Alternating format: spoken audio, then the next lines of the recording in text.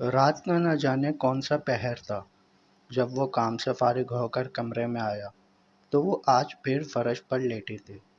دانیال نے گہرا سانس لے کر خود کو نارمل رکھا۔ وہ آہستہ آہستہ چلتا اس کے قریب آیا تو وہ چت لیٹی پنکھے کو دیکھ رہی تھی۔ فرحین، مجھے اذیتوں کی عادت ہے، یہ مشکلیں مجھے مات نہیں دے سکتیں۔ محبتوں کے شہر میں پاکیزوں کی ہم نوائی مجھے بے داغ ذات نہیں دے سکتی۔ جو کھڑے ہوں بامثل چٹانیں راہ کاٹ دیتی ہے آری درختوں کو خم نہیں دے سکتی۔ مجھے نوچا گیا ہے ناخنوں کے ہتھیار سے، اب یہ تلواریں مجھے زخم نہیں دے سکتی۔ چھت کو گھورتی وہ اپنی اثنا میں بولتی جا رہی تھی، جس کا ایک ایک لفظ دانیال کو اذیت دے رہا تھا۔ وہ اٹھ کر جانے لگا جب وہ پھر مخاطب ہوئی۔ مجھ سے گھن آتی ہے نا؟ آنی بھی چاہیے۔ جو چیز مسلط کر دی جائے اس سے نفرت ہی ہوتی ہے، اور اگر وہ چیز پہلے سے استعمال شدہ ہو تو اس سے گھن بھی آتی ہے۔ پر تمہیں شرم نہیں آتی کہ میں اس حالت میں تمہاری وجہ سے ہوں؟ وہ ایک دم اٹھ کر بیٹھ گئی تھی۔ کیوں نہیں آتی؟ آنی تو چاہیے، شاید اس لیے دور دور رہتے ہو۔ کھڑی ہوتی بال سمیٹتی وہ بیڈ پر بیٹھ گئی تھی۔ میں آپ سے دور کسی اور وجہ سے رہتا ہوں، اور جہاں تک رہی بات گن آنے کی تو وہ مجھے آپ سے نہیں خود سے آتی ہے۔ جواب دے کر وہ جا رہا تھا جب وہ بولی، کوب؟ اس نے پلٹ کر اسے دیکھا۔ I hate you. بنا کوئی جواب دیے وہ پھر جانے لگا تھا۔ جانتے ہیں مجھے کتنی تکلیف ہوتی ہے جب آپ میرے اتنے قریب آ کر دور چلے جاتے ہیں؟ مجھے اپنا آپ گندا لگنے لگتا ہے۔ دادی کی باتیں یاد آتی ہیں کہ کون مجھے اپنائے گا، کیونکہ میرے وجود پر کسی اور کے نشانات ہیں۔ آپ کے دور رہنے کی جو بھی وجہ ہو، مگر میری نظر میں وجہ یہی ہوگی کہ آپ کو مجھ سے نفرت ہوتی ہے۔ اس نے پھر پلٹ کر دیکھا تو بلینکٹ منہ تک اوڑھے لیٹ گئی تھی۔ دانیال نے ہاتھ منہ پر پھیرا۔ یا اللہ، کیا کروں میں؟ قریب جاؤں تو بھی مسئلہ، نہ جاؤں تو بھی مسئلہ۔ کچھ دیر اسے دیکھنے کے بعد وہ قدم با قدم چلتا اس کے پاس آیا۔ بلینکٹ ہٹایا تو آنسو سے تر چہرہ لیے اسے ہی دیکھ رہی تھی۔ جب وہ اس کے ماتھے پر جھکا، وہاں اپنے لب رکھے کچھ دیر وہیں رہنے دیے، ہاتھ کی پشت سے اس کا گال سہلایا۔ Good night. خود باہر صوفے پر جا کر دراز ہو گیا تھا، اور وہ کچھ دیر اس لمس کو محسوس کرتی رہی تھی کہ ارمان اور دانیال کے لمس میں کیا فرق تھا۔ ایک ہوس وحشت تھی تو دوسرے میں محبت، عزت، احترام۔ مرزا صبح سے ہی کسی ضروری فائل پر کام کر رہا تھا۔ اس نے پورے بیڈ پر کاغذ بکھیر رکھے تھے اور خود وہ کمپیوٹر پر کچھ نوٹ کر رہا تھا۔ وہ آپ سے باہر کوئی مہتاب ملنے آیا ہے۔ اس نے حیرت سے اسے دیکھا۔ مہتاب یہاں کیوں آیا ہے؟ وہ اٹھ کر باہر چلا گیا۔ مہتاب کو چائے دینے کے بعد وہ واپس کمرے میں آ گئی تھی، جہاں بیڈ پر پورا کام بکھرا ہوا تھا۔ سامنے کی پیڈ پر مرزا کا اسمارٹ فون پڑا تھا۔ وہ اسے ہمیشہ سے چلانا چاہتی تھی، مگر کبھی موقع ہی نہیں ملا تھا۔ دائم اور فری کا فون وہ چھوتی نہیں تھی۔ اس نے احتیاط سے اسے اٹھایا، انگلیاں چلائیں تو کیمرہ آن ہو گیا۔ کلک کی آواز آئی تو وہ ڈر گئی، یہ کیا ہوا؟ پھر آخر اس نے مزید انگلیاں چلائی تو اسے سمجھ آ گیا، تو بے ساختہ ہنس دی۔ یہ تو تصویر بن گئی۔ اس نے دوبارہ وہی انگلی لگائی۔ وہ بچوں کی طرح خوش ہو رہی تھی کہ اسے ٹچ موبائل سے تصویر کھینچنی آ گئی تھی۔ وہ بیڈ پر پڑے کاغذات کی صحیح طریقے سے تصویریں بنا کر دیکھ رہی تھی۔ تمہاری بھی کھینچوں؟ تمہاری بھی؟ وہ کاغذوں کی تصویریں ایسے کھینچ رہی تھی جیسے بچے کو کھیلنے کے لیے نیا کھلونا مل گیا ہو۔ چل ٹھیک ہے، فائل لے کر جلدی آ، کمشنر سر آنے والے ہیں۔ اسے وارن کر کے مہتاب چلا گیا تھا۔ وہ واپس کمرے میں آیا تو وہ فون ہاتھ میں پکڑے تصویریں بنا رہی تھی۔ اے لڑکی! اس کی اچانک آواز سے وہ ڈر گئی۔ موبائل ہاتھ سے گر گیا جو اس نے ایک دم کیچ کر لیا۔ پاگل ہو گئی ہو؟ کتنی بار کہا ہے کہ مجھ سے اور میری چیزوں سے دور رہا کرو، اس نے چیخ کر کہا تھا۔ وہ سر سے پیر تک کانپ گئی تھی۔ وہ آگے بڑھا تو بدک کر پیچھے ہو گئی۔ سائڈ ٹیبل کی نکڑ اس کی کمر میں چبھ گئی تھی۔ وہ بیڈ پر جھکا کاغذ سمیٹ رہا تھا اور وہ سائڈ ٹیبل سے چپکی کھڑی تھی۔ اس کی ہمت نہیں ہو رہی تھی کہ اسے سائڈ پر ہونے کا کہہ سکے۔ کیا کھانا ہے مجھے؟ نکلو یہاں سے۔ فائل کمپوز کر کے رکھتا واش روم میں گھس گیا اور وہ سکھ کا سانس لیتی باہر چلی گئی۔ تیار ہو کر باہر آیا، گھڑی پر ٹائم دیکھا، فائل ساتھ والی سیٹ پر رکھی اور گاڑی چلا دی۔ جیپ سڑک پر فراٹے بھر رہی تھی کہ اچانک گاڑی کے سامنے بلی بچے لے کر گزر رہے تھے۔ اس نے انہیں بچانے کے چکر میں گاڑی اتنی زور سے موڑی کہ فائل ہوا میں اڑتی سڑک کے گھڑوں پر موجود پانی میں گر کر تباہ ہو گئی۔ اوہ شٹ! اس نے فوراً نکل کر فائل دیکھی جو مکمل نہا چکی تھی۔ یہ نعمان شیرازی کے انڈر گراؤنڈ کلب کی ساری رپورٹس تھیں، جن سے صاف ظاہر ہوتا تھا کہ وہ نائٹ کلب کی آڑ میں منشیات کی فروخت اور اللیگل اشیاء استعمال کرتا تھا۔ اتنی مشکل سے وہ سب اکٹھا کیا تھا اور آج کمشنر صاحب کو وہ فائل دکھانا تھی، تبھی اس کے خلاف کورٹ میں کیس فائل ہوتا۔ وہ ماتھے پر ہاتھ رکھ کے فائل کے گیلے پنوں کو دیکھ رہا تھا۔ مرزا، تم اتنے لاپرواہ کیسے ہو سکتے ہو؟ تم نے اتنی امپورٹنٹ فائل اتنی کیئر لیس طریقے سے کیری کی ہے۔ گیلی فائل کو دیکھ کر کمشنر صاحب اس پر برس پڑے تھے اور وہ سر جھکائے سامنے کھڑا تھا۔ مہتاب اور دانیال بھی باہر سے دیکھ رہے تھے۔ سر، کیئر لیس تو نہیں ہوا سر، آئی ایم سوری۔ اوکے، اس کا ڈیٹا تو لیپ ٹاپ میں ہوگا؟ جس پر اس نے گہرا سانس لیا۔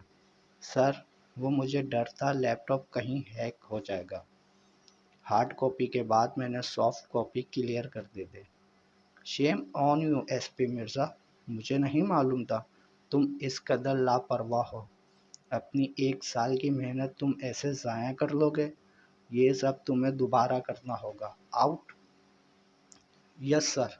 وہ سر جھکائے واپس آ گیا تھا۔ دانیال اور مہتاب اس کی جانب بڑھے مگر وہ نکلتا چلا گیا۔ اسے اپنے آپ پر انتہا کا غصہ آ رہا تھا۔ رف ڈرائیونگ کرتا وہ 8 بجے گیا، 10 بجے ہی واپس آ گیا۔ ہیر اسے دیکھ کر حیران ہو گئی تھی۔ بابو، آپ اس وقت جلدی آ گئے؟ وہ صوفے پر بیٹھا نوچنے کے انداز سے جوتے اتار رہا تھا۔ وہ پانی کا گلاس لیے اس کے سامنے کھڑی تھی، جسے وہ دیکھ بھی نہیں رہا تھا۔ وہ یونیفارم کے بٹن کھولنے کی کوشش کر رہا تھا جو ہو نہیں پا رہا تھا۔ بابو، کیا ہوا؟ کچھ ہوا ہے؟ آپ ٹھیک ہو؟ مگر وہ اسے مکمل اگنور کر رہا تھا۔ ننگے پیر اوپر کی جانب چل دیا جب وہ ڈرتی ڈرتی سامنے آ گئی۔ بابو، چائے پئیں گے یا؟ کیا تم اپنی بکواس بند نہیں کر سکتی؟ جب نہیں سوالوں کے جواب دے رہا تو کیوں سر کھا رہی ہو؟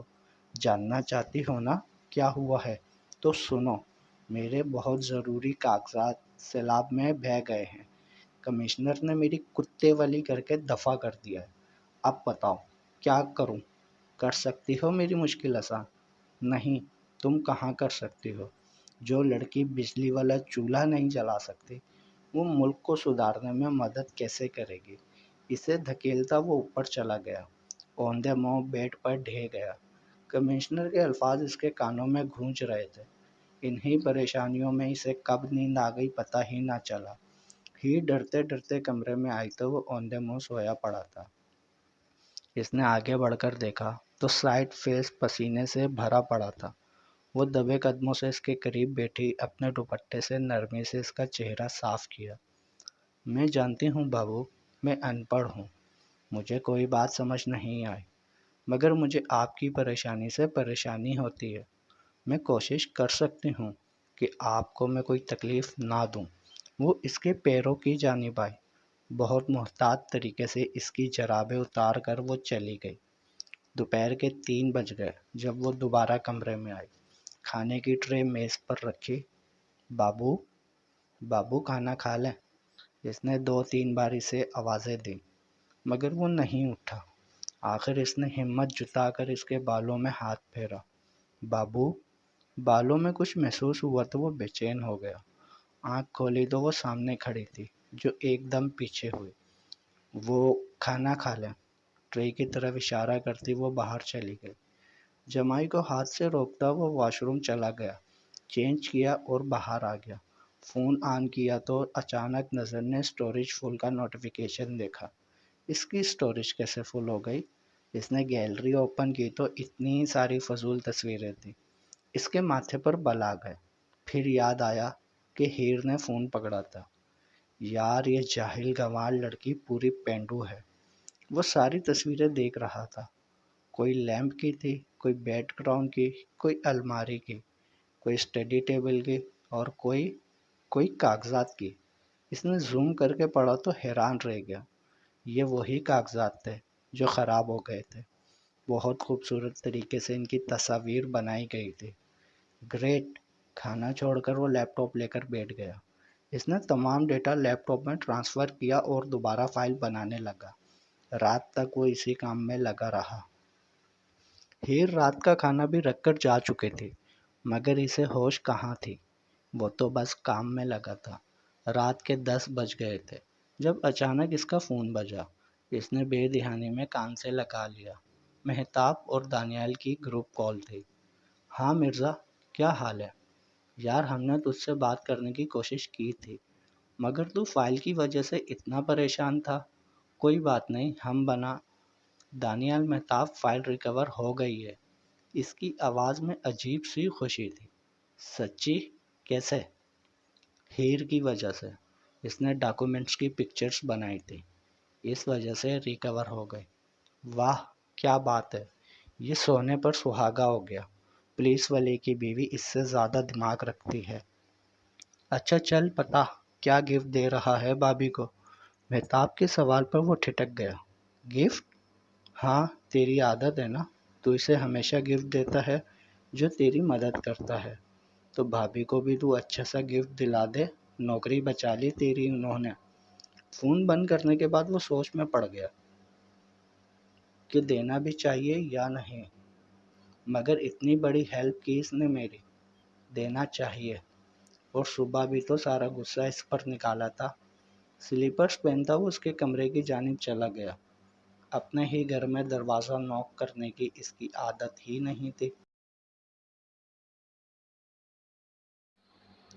वो सीधा ही अंदर की जानिब चला गया, जहाँ वो शीशे के सामने खड़ी माथे पर उंगलियां फेर रही थी। इसकी अचानक आमद पर वो डर गई। फौरन दुपट्टा उठाया और शर्मिंदगी से सर झुका गई। इधर मिर्ज़ा को समझ नहीं आ रही थी बात कैसे शुरू करे। वो पास पड़े सोफे पर बैठ गया। वो जो कागज़ ख़राब हुए थे वो मिल गए हैं वापस। इस बात पर हैरत से हीर ने सर उठाकर इसे देखा। सच्ची? मैंने अभी दुआ की थी, कबूल हो गई। अल्लाह जी मेरी सारी दुआएं कबूल करते हैं। अब तो आप परेशान नहीं हो? इसने ज़बरदस्ती मुस्कुराकर इसे देखा। नहीं, जो तुमने मेरे फ़ोन से फ़जूल, मेरा मतलब तस्वीरें बनाई थी, इन कागज़ात की भी बन गई थी, तो थैंक यू, मेरा मतलब है शुक्रिया, तुमने मेरी मदद की। वो हाथों को मसलता हचकिचाते हुए बात कर रहा था। वो खुद भी हैरान था कि क्यों अटक रहा है, और वो बस मुस्कुराकर इसे देखे जा रही थी। तो मेरी आदत है, जो मेरी मदद करता है मैं इसे तोहफ़ा देता हूँ। इसने हैरत से इसे देखा। तोहफ़ा? हाँ, तोहफ़ा। कुछ भी जो इसे चाहिए, जिसकी ज़रूरत हो, जो इसे अच्छा लगे। याद है अमल ने जब तुम्हें तैयार करने में मदद की थी तो इसे भी स्कार्फ़ दिया था। तुम्हें भी ला दूँ? कपड़े, जूते, ज़ेवर, या बाहर खाना, या फिर जो तुम मैं आपके कमरे में आकर सो जाऊँ? मुझे यहाँ डर लगता है। अकेले सोने की आदत नहीं है ना, और अक्सर रात को बिजली भी चली जाती है। बारिशें भी हो रही हैं। मिर्ज़ा ने हैरत से इसे देखा। क्या मांगा था इसने? ये क्या है? आप ही ने कहा था, जो चाहिए। मुझे डर लगता है, मैं वहाँ नीचे सो जाऊँगी, तंग भी नहीं करूँगी। मुझे बस ये तोहफ़ा चाहिए। वो हैरत से इसे देखता पलट गया था। ठीक है, आ जाओ। اس کے چہروں پر بچوں جیسی خوشی آ گئی تھی۔ وہ تیز تیز قدم اٹھاتی اس کے پیچھے چل دی۔ وہ کمرے میں جانے لگا تو وہ اس سے پہلے گھس گئی۔ وہ خوش ہی اتنی تھی کہ جلدی میں اس کا پیر مڑنے لگا تھا۔ گرنے لگی مگر بروقت ڈور ناپ کو تھام لیا۔ مرزا کو حیرت بھی ہو رہی تھی اور اس کی جلد بازی پر ہنسی بھی آ رہی تھی۔ بنا دھیان دیے اس نے الماری سے بستر نکالا اور زمین پر بچھانے لگی۔ مرزا نے حیرت سے آنکھیں کھول کر اسے دیکھا۔ یہ کیا کر رہی ہو؟ جس پر وہ کچھ سہم گئی۔ وہ بستر لگا رہی تھی۔ ہاں پر یہاں نہیں لگاؤ، نیچے نہیں، وہاں صوفے پر سو جاؤ۔ خود وہ بیڈ پر آلتی پالتی مارے لیپ ٹاپ پر جھک گیا تھا۔ اس نے ایک نظر صوفے کو دیکھا جو اتنا چوڑا تو تھا کہ اس پر آرام سے سو سکتی تھی، مگر وہ پہلے کبھی صوفے پر نہیں سوئی تھی۔ پھر تو پکا گرتی۔ نہیں، رہنے دیں، میں نیچے ہی سو جاتی ہوں۔ ایک بار بول دیا ہے نیچے نہیں صوفے پر، تو سمجھ کیوں نہیں آ رہی؟ بحث کیوں کر رہی ہو؟ اس نے ذرا سخت لہجے میں کہا تو وہ ڈر گئی۔ اس کا کمفرٹر اٹھا کر صوفے کی جانب چل دی۔ لیٹ کر کمفرٹر سیدھا کیا اور ایک نظر اسے دیکھ کر آنکھیں موند گئی۔ مرزا کام میں مصروف ہو گیا تھا، مگر بھٹک بھٹک کر نظر ہیر کی جانب جا رہی تھی جو آنکھیں موندے گہری سانس لے رہی تھی۔ اس نے اچانک ایک چیز نوٹ کی۔ وہ کروٹ بدلتی نیچے کھسکتی جا رہی تھی۔ ارے ارے، مگر دھڑام سے وہ صوفے سے نیچے پڑی تھی۔ کمفرٹر اس کے پیروں میں الجھا تھا۔ وہ ایک دم اس کے قریب آیا جو اپنا کندھا دبا رہی تھی۔ تم ٹھیک ہو؟ نظریں جھکائے ہی اس نے اسبات میں سر ہلا دیا۔ وہ شرمندہ ہو گئی تھی، مگر سب سے بڑی بات مرزا ہنسا نہیں تھا۔ گھر میں جب وہ گرتی تو اسے اٹھانے کے بجائے فری اور چچی ہنسنے لگتی تھی۔ وہ تو فکر مندی سے اسے دیکھ رہا تھا۔ تمہیں چوٹ تو نہیں لگی؟ تم گر کیسے گئے؟ وہ مجھے سونا نہیں آتا صوفے پر، میں گر جاتی ہوں۔ اس کے چہرے پر تکلیف کے آثار نمایاں تھے۔ وہ مسلسل اپنا کندھا دبا رہی تھی۔ مرزا بھی اسے ہی دیکھ رہا تھا۔ یہاں چوٹ لگی ہے؟ دکھاؤ مجھے۔ اس نے اس کے کندھے کی جانب ہاتھ بڑھایا تو وہ کرنٹ کھا کر پیچھے ہو گئی۔ کچھ نہیں ہوا، میں ٹھیک ہوں۔ نہیں، مجھے معلوم ہے تمہیں لگی ہے، مجھ سے کیوں چھپا رہی ہو؟ میں بام لگا دیتا ہوں، دکھاؤ، نشان تو نہیں ہے؟ اس نے دوبارہ کندھے کو چھونا چاہا تو وہ خود کو گھسیٹتی پھر دور ہو گئی۔ نہیں، کوئی نشان نہیں ہے، وہاں کچھ نہیں ہے۔ وہ اتنا عجیب بیہیو کر رہی تھی جو مرزا کو حیران کر گیا۔ ہیر، کیا ہو گیا ہے؟ میں کون سا ڈانٹ رہا ہوں؟ آؤ دکھاؤ، زیادہ نہ لگی ہو نا؟ اس کے قریب ہوتے اس کا ہاتھ اس کے گلے پر تھا جب وہ اسے دھکیل چکی تھی۔ کہہ دیا نا کوئی نشان نہیں ہے۔ غصے سے کمفرٹر اٹھایا، نیچے بستر لگایا اور زبردستی آنکھیں بند کیے سو گئی۔ اور وہ کنگ اسے دیکھتا رہ گیا۔ بہت گرے ہیں تمہاری ذات میں، کھولنی پڑیں گی۔ جاری ہے بقیہ اگلے پارٹ میں۔ تمام پارٹس پڑھنے کے لیے چینل کو سبسکرائب کریں، ویڈیو کو لائک ضرور کریں اور کمنٹس میں اپنی رائے بھی بتائیں۔ اس ناول کے تمام پارٹس چینل کی پلے لسٹ میں موجود ہیں۔